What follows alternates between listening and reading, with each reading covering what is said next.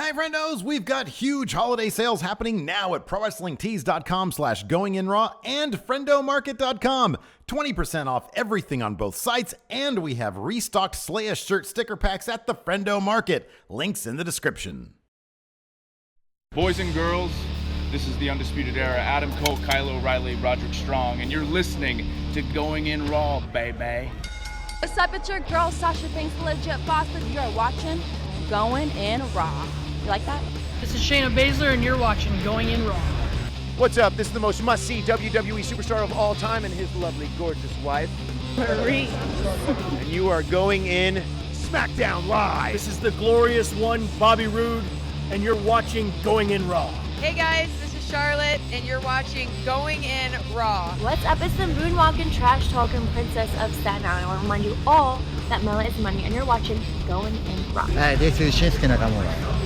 Shinsuke watching Going In the Raw. This is the knockout artist, Cassius Ohno, and you're Going In Raw. Hey, friendo, Steve here. And Larson. And welcome back to Going In Raw, the only pro wrestling podcast you're going to be listening to right here at youtube.com/Steve and Larson, and available wherever fine podcasts are. You right over there? Yeah. Hit that subscribe button and the notify bell next to it to make sure you're always getting your Going In Raw notifications. It's especially important right now. Apparently, a lot of people here were doing this live a little bit earlier than we usually do. A lot of people are saying, I didn't get notification. Where's my notification? Where's my notification? Where's my notification? My notification's Hey, there. YouTube. Hey, YouTube. Where's my notification? Oh, you want a notification, dude? Your notification's guaranteed, Pete, on. Anyways, so yeah, make sure you hit that notify bell and the subscription thing. And then we're also in the audio realm podcast form. Leave us a rating, review, comment. It's all good. Really helps the show. It does. Grow and expand and Do stuff. And do stuff. Get us money. We're also on the Patreon, patreon.com/Steve and Larson. Fantastic way to support Going In Raw. $1 and up. $1 gets you access to the Discord. It gets you ad-free Going In Raw. And I think there's one other thing I can't remember right now. But it really helps us out. You'd be surprised how far. One simple dollar. One little dollar. One little dollar. And we're going to be adding some stuff to that $1 tier in the new year. Yeah. Very, very exciting. So, yeah. We're doing this a little bit early today because you are hitting the road. Yeah, I got to go to the Bay Area. Road to Bay. For the holiday. Yeah. Coming back Sunday. All right. I'll be here Monday. But we have a big slate of programming. Obviously, tomorrow we will not have our NXT, NXT UK, NXT UK, and 205 Live recap show. That we're not going to come in here. You will never know. You guys will never know what we think about those episodes unless if I find some time to stream some Red Dead Redemption 2 this coming week. Maybe you can just hit me up and ask me because I'll definitely be watching probably most of them. You'll definitely be watching NXT UK. I'll definitely be watching. You might watch it twice. NXT UK. Especially if Zach Gibson's on. Yeah. So yeah, that's happening. And then, but on Thursday we do have, I know we filmed this live, so some of you might've seen it already. But for the rest of you, our Going In Raw view, it's returning, for this one-time limited engagement, Survivor Series 1997, the Montreal Screwjob. We'll probably bring it back again for December for the Christmas. Yeah. So that's happening on Thursday, Friday, and Saturday. Countdown we have comes some back. very special episodes of Going In Raw Countout, which is actually fairly appropriate for the news that broke today that some trademarks have been filed. Yeah, for All Elite Wrestling. Guess who might be starting that? The Elite. Apparently. PW Insider Elite. Yeah. Mike Johnson. Yes. No, it's probably the Correct. Elite. Yeah, there's like trademarks for Double or Nothing. Something called Dynamite Tuesdays or something. Tuesday Night Dynamite. Yeah. That's like a really old school name for a wrestling This show. feels like a giant troll, to be honest with you. Kind of does. It kind of feels like someone is just doing this to mess with people. I think this feels just like they're going to do this for an episode of Being the Elite. Maybe. You know, like a special Christmas episode or something. I feel like I got a beard hair caught in between my teeth. It's annoying. It's really annoying. Anyways, did you mention an Oliver Prince Slow Wolfpack t-shirt yet? We should mention that. So, it's available now. It's expensive. We had no say on the pricing or the sizing. Some people in the comments, or at least one person in yesterday's show's comments said $37. Come on, that's ridiculous. I agree. It is ridiculous. It's ridiculous. There are coupon codes available. If you never buy anything from Society 6, you get 30% off. They have a Christmas holiday sales the thing going is, why on. would anybody Don't buy spend that? full price on it. Do not spend $37 on this. Why would anybody spend full price on this anyways? Oh no, I bought it. That's silly. Because I've been asking for it, and I didn't spend full price. Well, yeah, on it. you had to put your money where your mouth was. Absolutely. I get that, but we sold like 50 of these things. Are you serious? 42 at this point. Gosh, I hope no one paid full price for it. Literally at this pace, it's gonna outpace. Will it be our most popular shirt that's not on Friendo Market? Because the Slaya shirt we sold, that's the most. Yeah, but is it going to outpace the stuff we sell from Pro Wrestling Tees? It's possible. I mean, it's already outpaced a lot of that and stuff. You're like, no one's going to buy that. I'm legitimately surprised. And I was like, no, Steve. People like Oliver Prince. Don't buy that shirt. It's so ugly. Don't buy it for full price. Don't buy it for full price. Pro Wrestling Tees. The Pro Wrestling Tees are about to put up the other Slow Wolfpack shirt. So right now, hopefully you guys all saw the Holiday Harry Berry Bratwurst video. Do you have it here? Do I have the video here? Yeah. You want to roll in the show? Sure. Do you guys want to see the video? I'll ask the live crowd. 1 for yes for the Holiday Harry Berry Bratwurst video. 2 for no. Just move on. We'll see what people say. Let's see here. So yeah, there's big sales right now going on. Pro Wrestling Tees got 20% off. We're gonna have a sale on. Okay. So the Slow Wolfpack shirt's up. So if you don't regular if you don't want the obnoxious all over print one, then there's just a standard logo shirt available now in our Pro Wrestling Tee store. Yeah, 20% off. That's a good size right there. It's not bad. It's a healthy size. It's not obnoxious enough, but it's not bad. Yeah, it's a healthy size. What are people saying? Yes or no? One. There's yes. One is yes. I think so. You're the one that said I wasn't even paying attention. Run the video. Run the video. All right, it's only a minute and a half. Yeah, it's pretty short. Yeah, we're on the video then. All right, give me a second here. It's only about a minute and a half. That's it. Magic of. All right, I think it's deals too. All right, audio warning. This might be loud. Just saying. All right, let's do it. Here we go. Oh, wait, hold on. Let me do this first. I'm going to do this because it's going to show up down there. Oh, hey there, everybody. Holiday Harry here. I'm here to tell you about some great deals. But shh, I'm waiting for Steve and Larson to get here. This is their office, and I'm pretty sure they keep you safe around here, right, mate? Anyways, enough about that. Do you love great deals? Right now at friendomarket.com. Great deals. Everything is marked off there. Go to prowrestlingtees.com/goinginraw, and they even got deals there. That's right. 20% off everything this weekend for the holidays. And if you go there, you get a free postcard too. It's for the holidays. I'm Barry Bratwurst from Finance, and I'm ready to put you in a new, reused, guaranteed paid-on Steve and Larson garment right now. Hey, Barry. I'm here spending my holidays at the Mayan Riviera, but my mind is on deals. Here's some of the deals you can get. Cold Water Larson shirt, yours 20% off. Cold Water Larson Not Gonna Happen shirt, doorbuster, yours 20% off.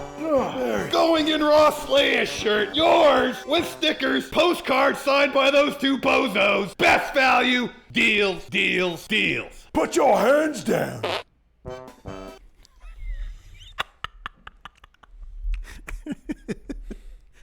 Deals. So stupid. Deals.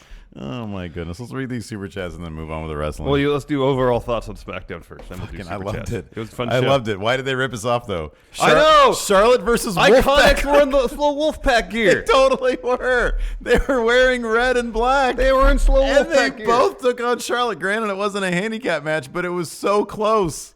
It was so close.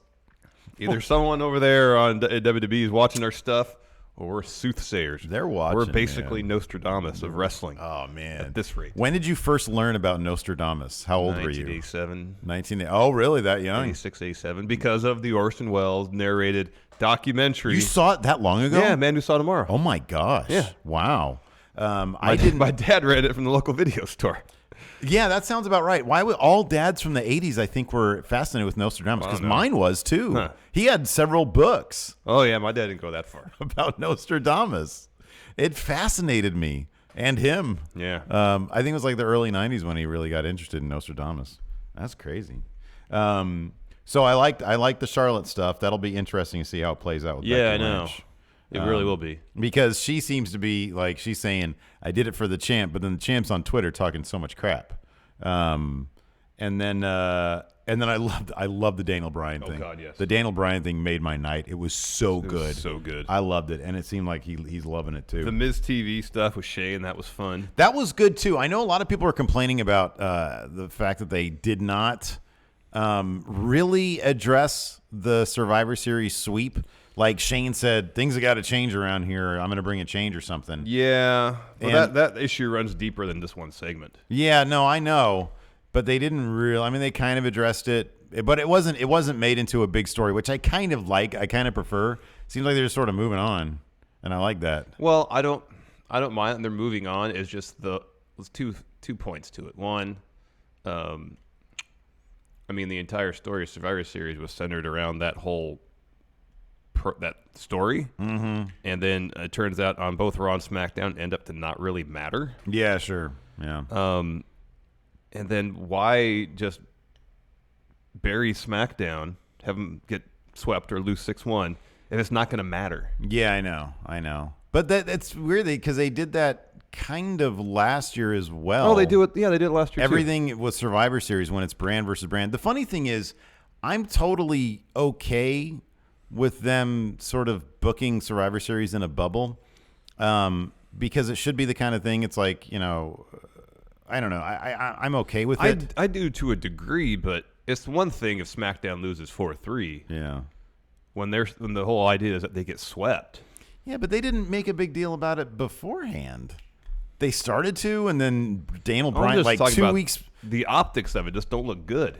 You want people to tune into SmackDown, you want people to give a damn about the show and treat it like it's on equal footing on Raw, and the one show of the year where you say that the brands go head to head. Yeah, but the thing is, like when you get swept or you go 6-1, do you really want to bring that up? No, I don't mind it from SmackDown's perspective. It's more overall general irritation that they made such a huge deal, at least for this one show, that this was going to be a thing. Yeah. And then on Raw, they immediately backtrack saying, no, Baron, you're not full-time GM. Yeah, I know. You got to beat Braun at TLC. Yeah. And then over on SmackDown, where Shane's saying, there's going to be huge changes now because we got our butt handed to us. Mm-hmm. Oh, well, let's not talk about it. Yeah. No, I'm with you. I don't know. I'm kind of fine just moving on from it. But no, I agree with you. I think that they definitely should. Like, well, here's the thing. If you're going to take the time to come up with like a score tally on the screen and say, oh, look, 6-0. Ooh, there should be like a sea change in the next episode of both shows. Like Raw, everybody should be like, wow, everything's great. No need to change anything. And then on SmackDown, Shane should bring Lars Sullivan in to start destroying everybody right away. Like Stephanie McMahon should have thrown a party for Baron Corbin. That's how it really should have gone. It should have been instead of been like, no, you haven't earned it yet. Yeah. No, she throws a party for him. And then over on SmackDown, it should be the entire roster should be out at the stage, and Shane and Paige lay into him. Yeah. And say there'll be some changes around here starting. Lars Sullivan, he comes out and gives freak access to like the main event locker room. Yeah. That being said, here's some motivation for you. Like we didn't get that, and I don't know. I feel like that would you know why? Because I feel like that would just sort of I don't know, that could have been cool, I guess. It'd been a huge spotlight for Lars to debut. Oh, yeah, no, I'm just talking about the general idea of SmackDown, like saying, okay, things need to change around here, and then like that massive could changes. be the impetus for whatever format changes they might do for the move to Fox. Yeah, so that could have been cool. I mean, Shane could have said, I don't think the competition is where it needs to be around here. Let's make everything about competition, have rankings, not the crap top 10 they had earlier this year. Yeah, that ended up being pointless. I love that. But actually, like real rankings, like UFC fight rankings. Yeah, because the opening segment was really strong. It was Wait, was that the Miz? Was that the Miz Shane one or the Charlotte one? Charlotte opened the show. That was really strong. Well, let's get these super chats and we can talk about this super chats. The show. Kai Highwell, guaranteed Pete on. Have my money as you're the best. Thank you, Kai. Thank you, Kai. Chase Hetrick, what's the best dish to bring for Thanksgiving? My wife made one, an apple pie. Oh, that's number one. Homemade apple pie. Number one right there. Can't go wrong with bringing dessert for Thanksgiving. No, that's true. Stevie Howland, that 20 hours of travel just ended. I am exhausted. Whoa. Yeah, I mentioned yesterday he was traveling from Florida back to Ireland, I believe. Ireland. Jacob Anderson, best Thanksgiving food item. Let's take turkey off the table. Stuffing. Yeah, it's stuffing. Oh, man, it's stuffing. A good stuffing. Oof. I had some 2 nights ago. I just made some stuffing. It was just Stofers. Okay. Stovetop or Stofers? Stofers. No, okay. Wait. Stovetop. Stovetop? The stuff you just add butter and water, right? Yeah. Yeah. Oh, it's so good. Yeah. I can just eat that stuff. You ever had a stuffing with like spicy sausage in it? Oh. Not really. Oh. That sounds pretty good, though. It's so good. Graham Too Sweet Me. You got to do this one. Oh, bang. There you go. Is that just a Too Sweet? No, it says Michelle. Oh. I thought you said Too Sweet. Okay, that's his name. Michelle, where are my pizza rolls? The boys are going live. It's earlier than usual. It's early now. All right, very, very well. Good job. Anyways. Good job. To open the show, Charlotte came down. She looks like the cock of the walk. Yeah. She looks great. She has a black robe on, symbolizing being heel. What's up? What are you looking at? What is this doing over here? It's like making little levels. No, This guy?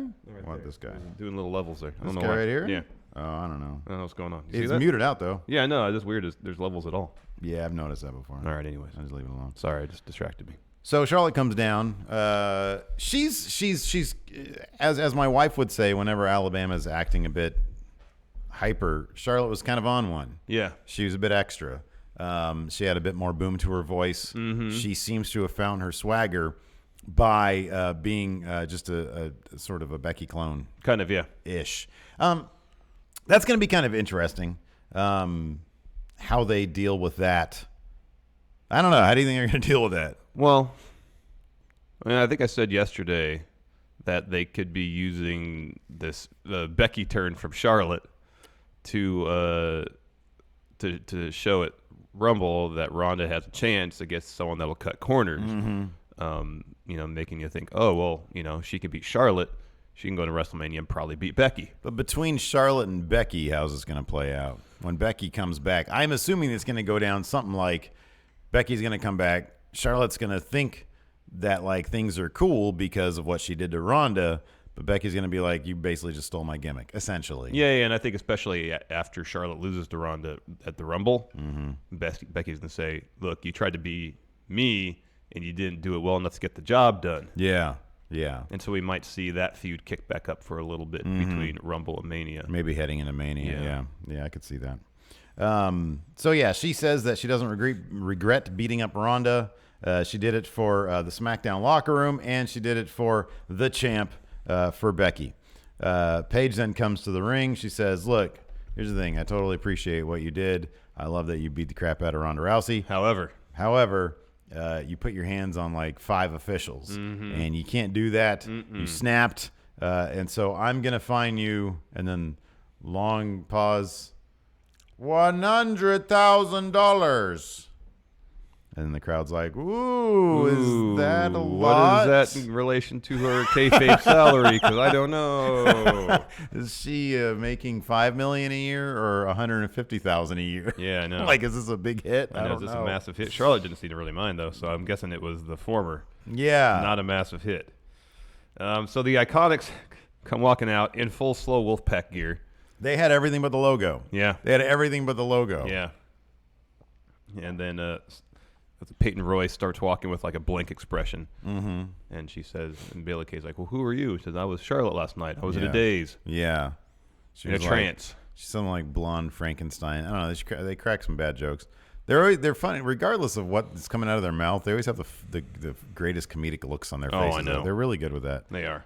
So anyways, they come out and Charlotte says, the only question I have is which Iconic is going to be the next Ronda Rousey, meaning who's going to get your ass whooped right now. Yeah. And she says, is it going to be you or how about you? And she points to Billie Kay. And then nobody actually makes the match. Charlotte's music just hits. She takes off her robe, and then they have a match. Yeah, it goes to commercial and comes back. And then, no, they say Paige made the match. Oh, okay. After the commercial break. Okay, right on. Charlotte versus Billie Kay. Granted, Charlotte beat both members of the Iconics last night, but it wasn't like she squashed them. Yeah, I was kind of hoping that she would squash them both. I mean, I like the Iconics. I would like them to have competitive showings at least. Yeah, I'm fine with that any other time. And if this wasn't the Iconics, that's fine. But like, I would have liked Charlotte just to like whoop both their asses. But she took care of Billie Kay fast enough to be able to be like totally cool and say, "Oh, Peyton," and I really like that. I really like how she called out Peyton. Yeah, she was like, and Peyton Royce was freaking out. Yeah. No, it was all really well done. Yeah, it was. It was well just done. competitive enough, so it wasn't embarrassing for the Iconics. Yeah. I guess that's my point. Okay, there you go. Charlotte pins Billie after natural selection. She grabs the mic and says, "No, Peyton, come on, you two, come on, Yeah. get in here." Yeah. And Peyton's all, Ooh, yeah. And she gets in the ring and leaves. Not a great deal. And then they start the match during a picture-in-picture commercial break. The finish saw Charlotte pick up Peyton for a body slam. Billy gets in the ring, double axe handle. Charlotte wins by DQ. The Iconics start double teaming her. They go for a chair, and the timekeeper pulled the chair away from them. Yeah. This finishing part, the breakout part, I thought that was appropriate. Yeah, Charlotte basically destroyed them. She gave them a double spear on the outside and started ramming both their heads on the announce First table. individually and then in unison. So that was cool. And then she stood up on the announce table and said, "Bow down before me," or something like that. Yeah. So I thought that was cool. I don't know. Look, man, this is way better. It's a little wonky because I'm like, okay, where is this going to go? But did they just do kind of a double switch without having both Becky and Charlotte be in the match together? Is that match against Ronda, while it immediately gets her some face heat, is that going to be the pivot by which they turn Charlotte heel? I think I don't know. Do you think they know? No, certainly not. They definitely don't know. Because they're learning now again what they can do with like a really fun sort of character. Mm-hmm. Like they found something really fun with Becky Lynch that they thought was going to be one thing, and it turned out to be much bigger and much cooler. Mm-hmm. And so they're like, "Oh, cool, let's do that with everybody now." Yeah, yeah, pretty much. I mean, I think Brian Mazik, one of our friendos, he wrote an article.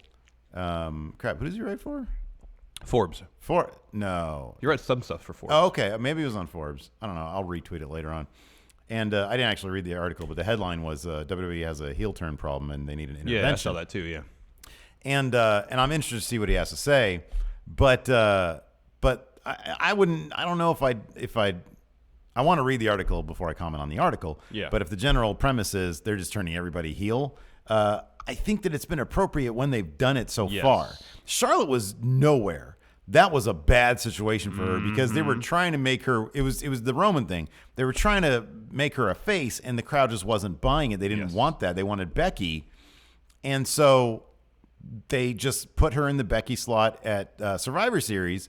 She had a great performance where she was just absolutely brutal, and people just like cool stuff. They do. And Charlotte was always better as a heel anyways. Oh, gosh, yes. And so this does set up an interesting sort of conflict between her and Becky, or it'll put them on the same page. I don't know. Yeah, I don't know either. But it's way better than where she was. Oh, yeah. Which was a really bad spot. Yeah. And it took one match to do it. I'm trying to find this. He does write a lot of stuff for Forbes. I don't know what the particular article was. Okay. So yeah, no, I thought it was fine. It's just I don't think they know. I think they're just like it almost feels like the WWE the weird mass of WWE, and it's just Vince. It's like they sort of forgot how cool people can be if they just do cool stuff. I know. You know? I know. And that was always the thing kind of lacking from Roman, push. Yeah. If they gave him a bit of an edge and had him do cool stuff. Because that's what got Braun over. He was just going out being destructive and doing cool stuff. Yeah. And Yeah. people loved it. Yeah.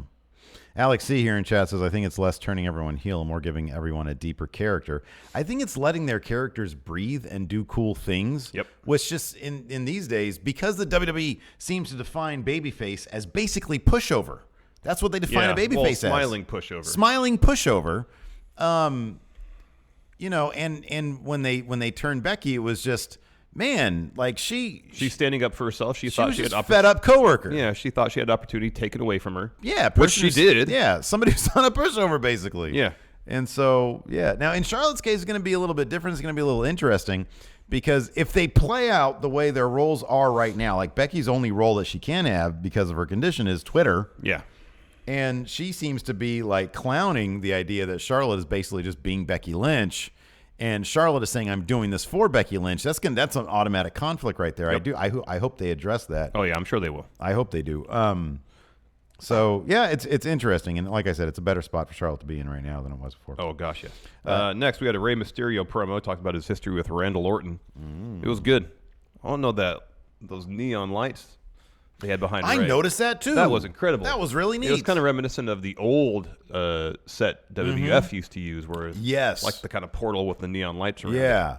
I wonder if they just had like a TV display behind them. I don't know. It looked like real neon. Yeah, it could be. I don't know. It looked really neat. Maybe it's just a green screen. They had some cool After Effects template. They're not really good with green screen, so I'm not sure if that's the case. That's a good point. Based on the NXT UK His mask production. could be all, and I think he was wearing green too. His I guess mask it could have been a blue screen. Yeah, it could be. Anyways, that was a good promo. Mm-hmm. Next, Miz TV. Pretty quickly, the Miz introduced Shane McMahon.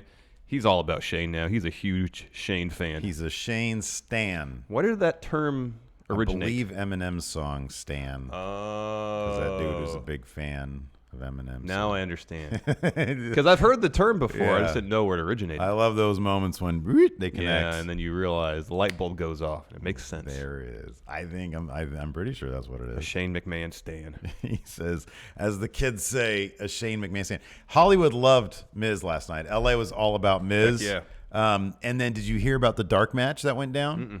It was the Miz versus Daniel Bryan. Miz was playing babyface. And I think Daniel Bryan gave him a low blow to lose by DQ. And then Miz in turn gave Daniel Bryan one, stood tall with the title. Crowd was going crazy. Wow. Apparently. So he's totally babyfacing against Daniel Bryan. And you know what they do with those dark matches? They telegraph what's going to happen. Yeah. Interesting. That's going to be interesting, That will be man. interesting. It's going to be, because here's the thing about Daniel Bryan's heel turn.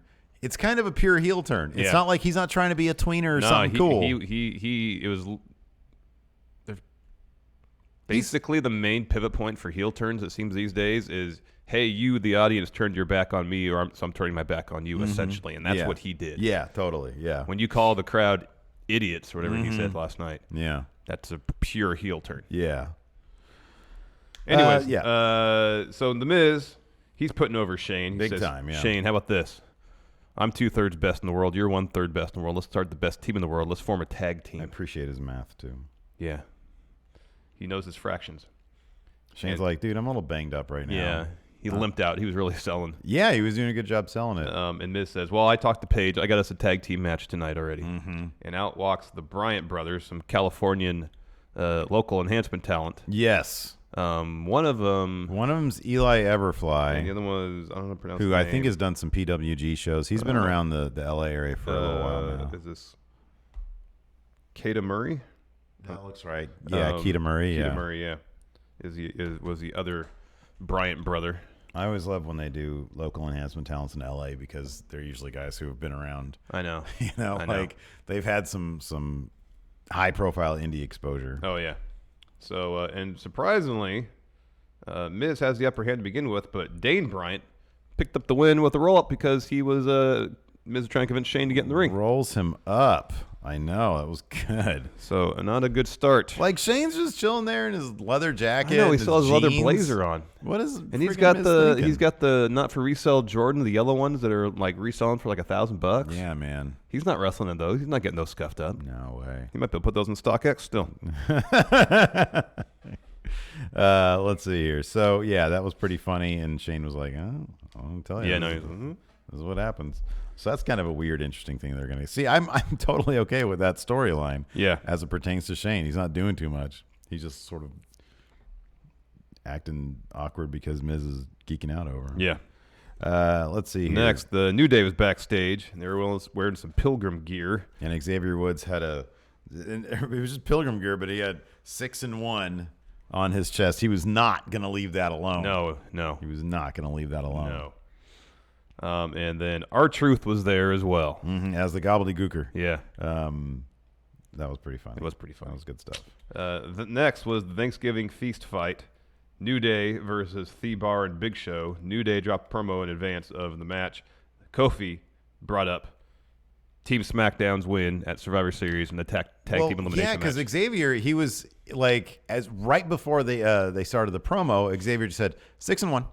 And then they started the promo, so I was like, oh, he's just going to get a little slide dig in there. And then Xavier Woods said again 6 and 1, and then Kofi said, yeah, and let's talk about that. And then he went on about. Well, then Thebar came out, and the New Day was like, well, at least we won our Survivor Series match. Yeah, and then they made fun of Thebar for the pee-pee bit. Yeah. And then Sheamus said something like, well, spontaneous urination is just really distracting. What do you expect someone to do? He's like, you're taking the piss out. Which, of course, is like UK slang for are you trying to get one over on me? Are you having a laugh? Yes. Anyways, this is a fun match. These gimmick food fight matches. We see him. The trick or treat street fight? Who was the last year? The Trick or Club. Treat fight? It was like the Club and who else? Usually the last 2 years has been the Club. What a bummer for that, man. Yeah, no. But this was fun. Yeah, no, this was great. I like food stuff. The way they used the turkey in the match was fun. Big E was licking a turkey. Yeah. At the beginning of that promo, he was like, these big breasts. So I'm talking about these turkey breasts. He takes a turkey and starts licking it. And then during the promo, back and forth between T-Bar and New Day, he goes and picks up the turkey and starts licking it again. He's charmingly creepy. Yeah, he's great. About halfway through, Big E puts Big Show through one of the tables ringside full of food. I really love how they didn't really tease it that much before they just went to it. Oh, I know. There wasn't a whole lot of it. Was just, Big Show, he was almost going to fall in, and then Big E kicked the rope. Kicked the rope, and he went through the fell table of food. And then Kofi gets the turkey, I think from Big E, goes to the top rope, hits like a turkey-assisted double axe handle on Sheamus. Sheamus goes through a table. And then Big E puts the turkey on his fist, hits Sheamus with turkey punch. Yeah. Gets the win. Yeah. And then New Day pummels Cesaro with all the side dishes. Yeah, that was funny. Corn and pie and stuffing and green bean when casserole. New Day gets out, Xavier Woods keeps on slipping on the food. Yeah. It was pretty funny. It was great. Yeah. After that, we had a Randy Orton promo where he's playing around with a facsimile of Rey Mysterio's mask. Yeah, he says he has no respect Yeah. for Rey's mask. No respect for lucha tradition. Well, he's doing no respect for Rey. Like now he's the legend who's killing legend killers. No, he's the legend who's killing. No, legends. he's the legend who's a legend killer. Yeah. He's a legend killer. Yeah. And he did it with Jeff Hardy allegedly, although he seems okay. Yeah, he seems fine. And now he's put a screwdriver through his ear. Rey Mysterio. So I'm sure we had plenty of these main events back in like the late aughts. Yeah, they said these two main evented pay-per-view. Oh, okay. Like that 12 sounds years right. ago. That sounds right. Yeah. Oh, yeah. After that, we had Mandy Rose and Sonya Deville versus Asuka and Naomi. Mandy Rose and Sonya Deville aren't working terribly well together. No, but I do appreciate that Naomi is slowly, Naomi and Asuka are slowly adopting each other's fashion styles. Like they're getting on the same page as a tag team, which I think is great. Like Naomi had that great giant green with fake fur LEDs coat in it. Yeah, like Asuka's big coat. I want Asuka to start adopting some of the glow. Some LEDs maybe or blacklight stuff. That'd be cool. Yeah, that'd be good. They're not doing anything else with Asuka, so and I like Naomi, so whatever. Yeah, Naomi's great. Yeah. So that the miscommunication, the lack of chemistry between Sonya Deville and Mandy Rose led to their loss. They kept tagging each other or themselves in. They're a mess. They are a mess. Yeah. And at one point, they're kind of arguing with each other. Mandy gets out of the way. Sonya eats a head kick from Asuka. Well, Sonya pushed Mandy and took the bullet for her. Yeah. So that, hopefully is mending some sort of wound. Probably not. I think Mandy will just be offended by the push. And not the grander gesture of taking the... Well, at the end, they were cool. At the end, they were like, hey, we're good. We'll work this out. Because usually they telegraph the crap out of that. They're just arguing at the end. But in this case, I think they were cool. And then Sonya ends up tapping to the Asuka lock. Yeah. Well, it's Asuka. After that, we had some hope. A Lars Sullivan vignette. Yeah. So it's to be determined where he's going to end up. Todd Phillips is talking about him? They probably don't even know. They don't know. They don't know. They just know they want him on main. Yep, exactly. They don't know. Although somebody in the comments said that the YouTube version...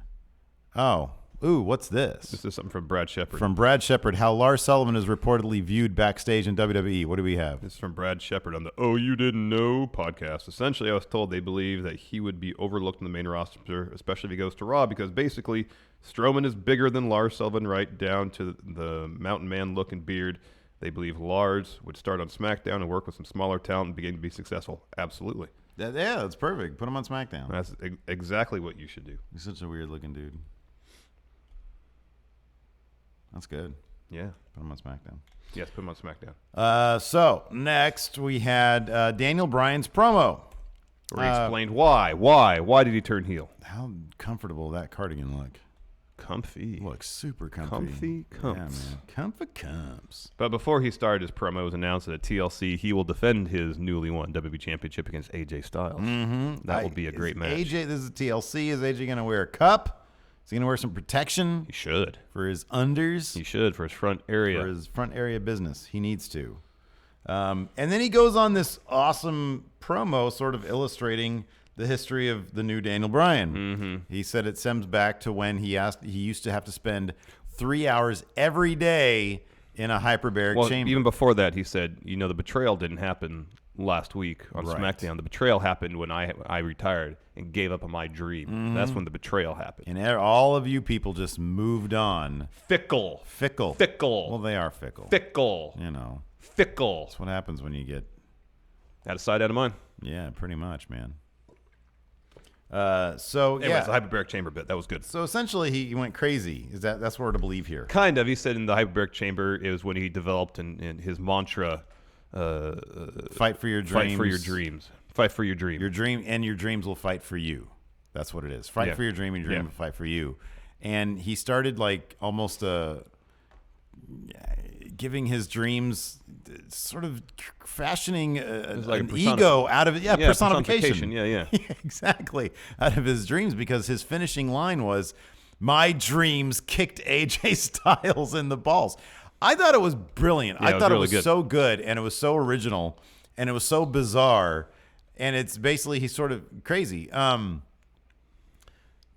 person brought this up on Twitter. Did I save who it was? Hold on a second. Sometimes I save these tweets at us. I mean, I guess you can look at his.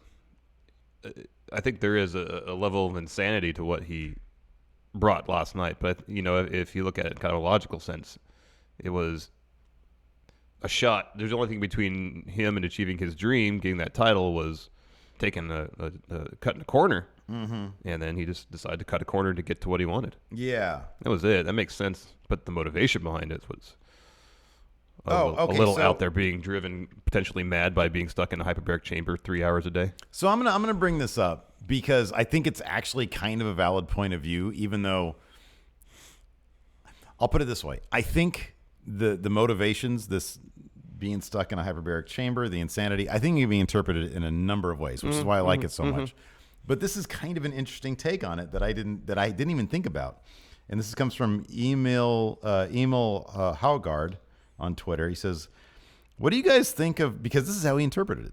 What do you guys think of WWE using Daniel Bryan's medical condition as a possible explanation for his heel turn? I thought his promo last night hinted at the possibility. Do you think it's okay given what these kinds of conditions have been linked to in the past?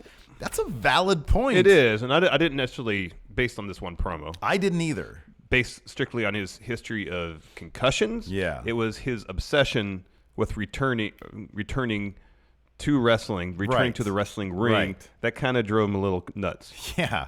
But that is an interesting take on it, because as you know, CTE has had a terrible effect on many, pro athletes. Ranging from, people who have committed suicide to the obvious in pro wrestling, Chris Benoit. A lot of people think that was one of the driving forces to do what he did. I doubt they will make that link. I doubt they'll even. I'd be hard pressed to believe. I don't think that's something they would do, because obviously they've tried to stay so far away from Chris Benoit. They don't want to bring a similar condition up in storyline. Yeah. But I just thought it was an interesting interpretation that I hadn't thought of when he was, when it was happening. I just love the idea that the guy is in the hyperbaric chamber 3 hours every single day. Singing "Fight for your dream," absence of light and absence of, Yeah. It's all sensory deprivation. Yeah. And it's almost like he's going on a daily vision quest. Exactly, which is how I interpret it. Yeah. And he came out as this new Daniel Bryan. And that kicker of a line at the end, "My dreams kicked AJ Styles in the balls." I thought that was killer. I thought it was so good, and he officially declared the Yes Movement dead. But even before that, he said, I may have lost my match against Brock Lesnar, but no, this new Daniel Bryan won because Brock beat the weakness out of me, and that needed to happen. Yeah. And said this is leading to the new emergence of Daniel Bryan. And he said the old Daniel Bryan is dead. The Yes Movement is dead. Yeah. So, good stuff. No, I thought it was really, really good. Yeah. Let's see here. Next, we had, I think, our main event. Yeah, it was our main event. Rey Mysterio versus. Hold on, I'm sorry. I can't do the rolling R. Sometimes I can, sometimes I can't. Rey Mysterio versus Randy Orton. Man, Randy damn near tore that mask off of Rey's head. I know, it was very much like a Triple A match. Yeah, Triple Mania. There you go. And that RKO off that sliding dive thing, oh my gosh. Yeah, that was rad. That was incredible. That was so cool. That was rad, and Ray sold it great. Heck yeah, man. Just a ton of bricks. And then Randy just Orton tossing them back in the ring. Yeah. Another RKO for the win. Yeah. And then he back outside. He wraps a chair around Ray's neck, tosses him into the ring post. And as Ray's falling, his mask falls off. I don't know if that was intentional or not. I don't know, because he had like ripped it. Like you could basically see. We his all face. know what he looks like. I know. They took it off in WCW. Not WCW. And then Randy takes the mask, holds it up, and then trading staff comes down, puts a towel over him. Yeah. To protect his identity. Yeah. Great stuff. Yeah, no, it was really, really really awesome. Good. Yeah. Let's do some mail time. We got Oh, yeah. some mail here. If y'all want to send us some mail, well, you can do that at P.O. Box 1814, Orangevale, California, 95662. It's in the description as well. This is coming to us from Patton Hunt. You want to give me one of those? Yeah, I'm going to give you Patton's. Okay. There you go. And then right here, I know somebody DM'd me, I think, the other day and told me to expect a package soon. I want to see if maybe it's this fella here. I'm just going to double check. He gave me the tracking number. Oh, cool. Yeah, this is from Dan Nagano, I believe. Oh, cool. Says, too sweet. Too sweet. Steven Larson, I appreciate all the hard work y'all put in every week. Your show was a key factor in helping me get back into pro wrestling after many years away from it. Thanks for always keeping it real. Too sweet and hearty handshake. Patton. Thank you, Pat. Oh, that looks like properly gift wrapped. Nice. Keep your gift as unwrap your present before opening this envelope, okay? Oh, okay. It's like a riddle me this, Batman. And it's like Robin's hand. How many Steves does it take to unwrap a bow? 3 many. Riddler. Oh, look at that. What is that? It's like some sort of Blu-ray. Is that what I think it is? Oh, I thought that was gonna be the Marine 6. That looks cool too. This is the kaiju movie with the wrestlers in it. Nice. Oh, that's cool. That's incredible. Look at there's Minoru. I think that's Minoru Suzuki. Yeah, Minoru Suzuki in the back that's there. where all those gifts come from. Oh man, that's incredible. Thank you so much. That's cool, man. That's really cool. Let's see here. Here we go. Oh, Dan. I'm sorry, Dan Lodato. He says, "Hi, Steven Larson. Love the podcast.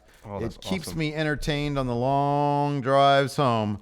I hope you enjoy this movie where you can see giant Kota Ibushi and giant Minoru Suzuki fighting a giant monster." Oh, I can't wait. Elbow rest, Dan Lodato. Thank you so much. Thank you so much. Incredible. That is a very, very nice gift. Christmas has come early. Happier with that than I would be the Marine 6.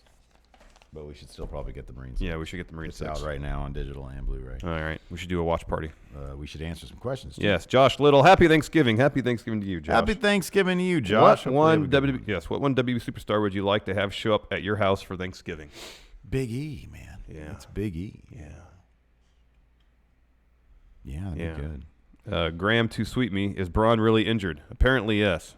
He has some bone spurs in his elbow. That's what Is Meltzer that the said. latest on him? I haven't seen anything else today. Okay.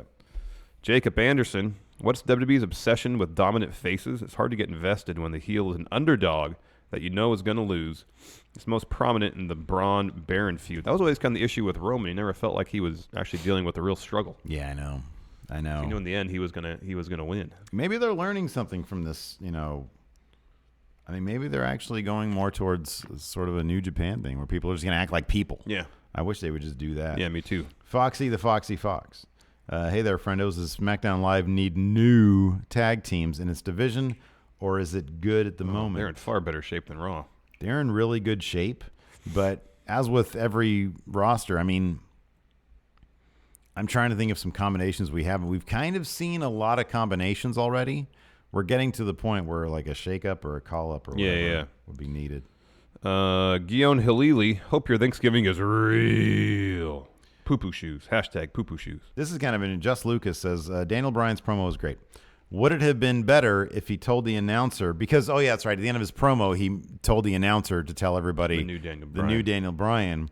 He said, would it have been better, this is such a nerdy wrestling thing, but to say you're WWE champion, the American Dragon Bryan Danielson.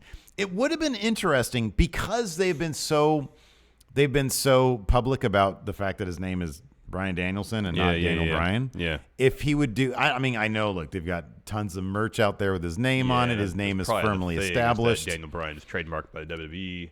Mm-hmm. But if they were to license Bryan Danielson and have that be his like new heel persona, that'd be funny. That would have been great. I thought that'd have been awesome. So yeah, I would have loved that. Lee Blundendell, do you think the Miz is going to win the Royal Rumble? He's got to be a strong contender for it. You would think so, yeah.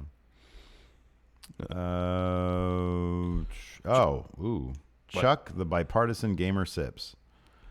Oh, this is so easy. 3 of the following never take up pro wrestling. Who do you save? Flair, Hogan, Austin, Cena.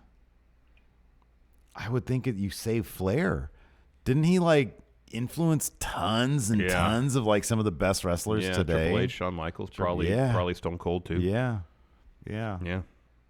Josh, although if you don't save Hogan, is wrestling even around today? Who knows? Well, not as it is now. I know. This probably might still be a regional thing. I don't know.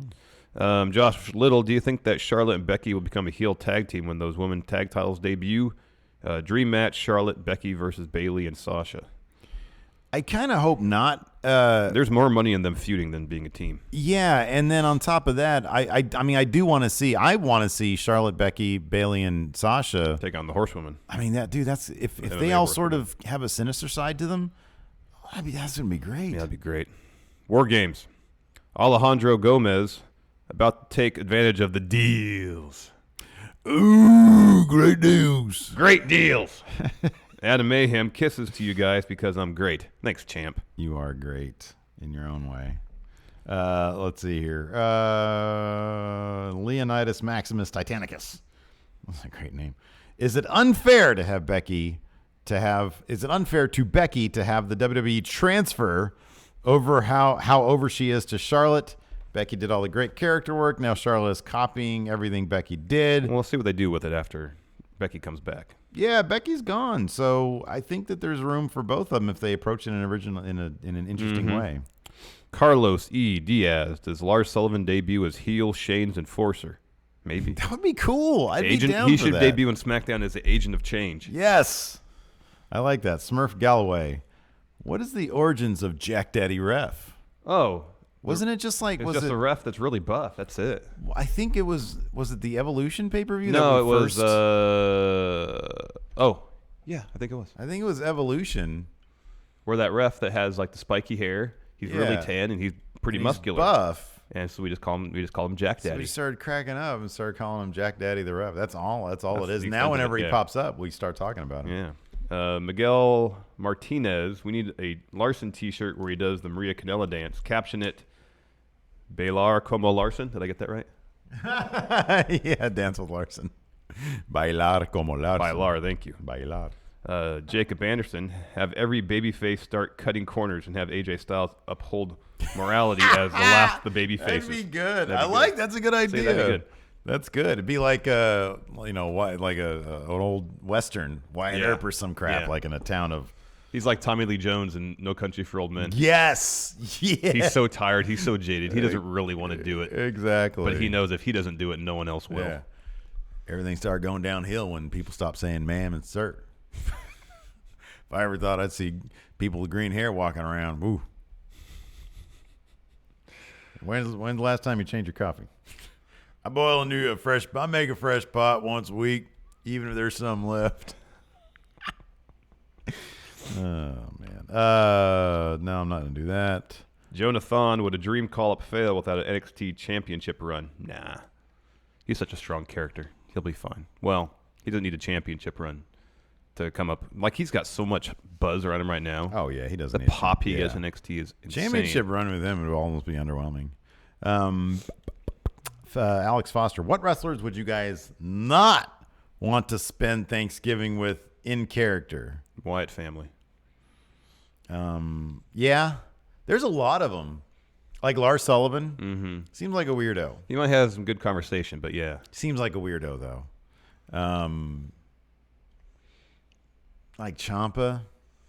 Just too intense. He doesn't seem like he'd be the best host. No, too intense. For that matter, too. Now, Gargano. Oh, He yeah. seems too self-absorbed. Yeah, that's true, yeah. But He'd probably just make a turkey just for himself. Like, probably maybe like Aleister Black. Like, in character. Out of character, that dude's like a gamer. Yeah. And, like, he seems super cool. Like, he seems like the nice guy. But in character, he's just too intense. Like, why are you sitting on the floor? We're at the table. Now, the Dean Ambrose and Renee Young household. Oh, man. Tense. A lot of awkward silence. So tense. Like, doors are spray painted with, like, you know, Renee's not allowed in here. Like, they have a fight and he spray paints doors. Jason G-Bass or G-Base, Velveteen as WWE or Universal Champ on main. Why not both? Both. All the titles. They need to start doing that with everybody. All the titles. Trivia cards. Ask a question. Get the trivia cards. Let's see here. Interesting take on things, but friendo Club Hunter Big Hoss says Hippie 420 Bryan was doing his best Baron Corbin impersonation during his promo last night. Who are 5 wrestlers you think can do a good Corbin impersonation? John Cena. Oh, he's probably done that in front of him. Oh, yeah. And everybody laughs. Yeah. Come on, Break. No, was it Bo? Come on, Bo. Give me a shot. Jacob Anderson, will WWE bring WLC back for Drake Maverick? Probably not. Oh, it'll be PLC. Exactly. Zach Stolpa. Why hasn't Becky mentioned the people Ronda lost to yet? She's alluded to it. Yeah, she has. She's alluded to it. One more. Waymaker. Thoughts on the Elite filing all the trademarks pertaining to their new promotion? We talked about it a little bit at the beginning of the show, but I figured I'd bring it up again. If it's legit, I mean, it's pretty big. It's pretty massive. Yeah. Did you read Wrestle Talk had a thing saying that according to their sources, 2 main roster WWE talents have kind of agreed in principle to. But then they also said that there's no TV deal in place. And I don't see how anybody from WWE would make the jump. They said it's all contingent on a TV deal. Would agree to go there without a TV deal. I kind of feel like it's the sort of thing where the 2 main roster guys are probably like, cool, right on. Well, let me know how that works out. And maybe, yeah, sure, maybe. Yeah, we'll see, man. Just give us a call. Just give me a call. Yeah. Give me a call is basically them like, oh, our source is confirmed. Yeah. I like Wrestle Talk, though. It's probably the Gallows and Anderson. Yeah, probably. Oh, okay. You'll probably get this. You might do fine. Probably with this easy. One too. You can go first. All right. Or I'll tell you the thing first. Yeah. First 10 wrestlers to win the WWE title in the 21st century. So the first 10 wrestlers, the first 10 WWE champions in the 2000s. Yeah. Oof. It's a who's who of the Attitude Yeah, Era. no, I know. Let's say Triple H. Yep. The Rock. Yep. Stone Cold. Yep. Kurt Angle. Yep.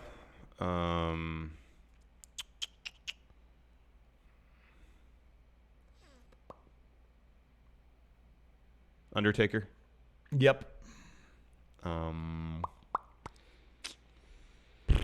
They passed that thing around a lot. Yep, they did. Deals. It's around the time when they had the World Heavyweight Championship too, so trying not to get confused. Jericho? Yep. Why are you counting? Just because why not? All right. You're supposed to count the ones I get wrong. Well, you haven't got any wrong. You're probably not going to either. Well, I don't know. I'll get one wrong at least. You probably won't. There's no repeats these, right? No. Okay, just making sure. No.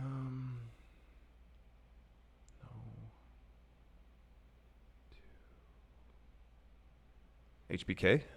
No, you don't know. I know he won a title. I can't remember. He didn't come back till 2003, anyways. Yeah. And that was the big gold belt. Yeah.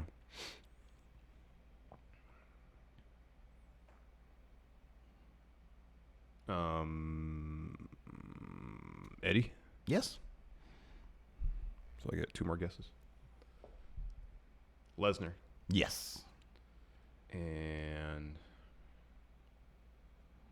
oh man, I feel like I'm forgetting a pretty major one. Kane. Surprisingly, no. That's my 8 guesses or 10 right. guesses. Well, the last 2 that you have not picked were in a monster truck match against each other. Oh, Hogan and Big Show? Yep. Hogan, gosh. All right, are you ready? Yeah. 10 longest combined WWE Tag Team Championship reigns. Oh, okay. This is pretty up to date, too. Okay. The New Day? Mm-hmm. You remember who held it the longest? Was it the Natural Disasters? No. London and Kendrick. Yes. The Dudleys. Hold on. No. No? No. Edge and Christian? No. The Hardys? No. Oh my God! So they just had like really short reigns, but a lot of them. Gee willikers. Legion of Doom. Oh, hold on. That was 3 you guessed, right? Legion of Doom. No. Wow.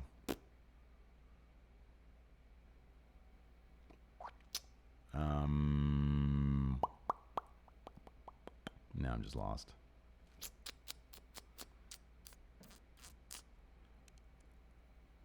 I'll give you a bit of a clue. This seems to be like the most recent incarnation of the Tag Team Championships, not the one. So it's probably post brand split, but then they brought it back together. So pretty much saying anything before 2000, disregard. Oh, okay. I got you. All right. Shoot. Some of these I had no idea they'd be on here, though. Yeah. 2 of them you should get. 3 of them maybe. God, I'm so lost right now.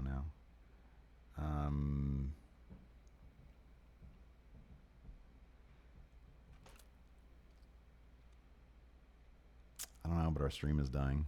Oh, okay. Just tell me them. Eminem. Oh, okay. The Colognes. What? The Usos, Morrison and Miz, Team Hell No, World's Greatest Tag Team, Cody and Goldust, and The Shield. Wow, those all, I feel like they were all shorter runs. Man, okay. Yeah, The Shield I should have got. I thought you might have got Shield and Usos. Maybe Shield, Usos, and Team Hell No. Yeah. If New Day was on I should have got the Usos. Yeah. Anyways, I'm never good at that. But it's always fun. It is fun. Because I like it because it's educational. Exactly. That's why I like it.